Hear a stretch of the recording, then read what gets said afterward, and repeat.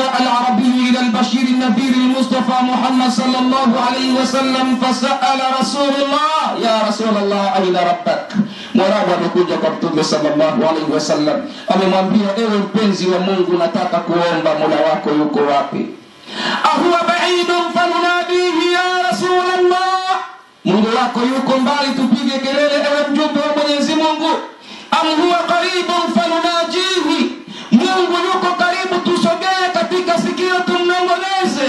Allahu jalla fi ula, Mwenyezi Mungu akamtuma Jibril kwenda kwa mpenzi wangu Mtume Muhammad sallallahu alayhi wasallam, mwambie bwana Mtume, inna salama yuqri'uka salama wa yaqulu laka ya Rasulullah, wa idha sa'alaka ibadi anni fa inni qaribun ujibu da'wata ad-da'i idha da'a falyastajibu li wa yu'minu bi la'allahum yarshudun. Jibril wakaja kwa Mtume akamwambia, ya Rasulullah, Mola wako anakutakia amani na anasema wewe ni hakika mtume wake.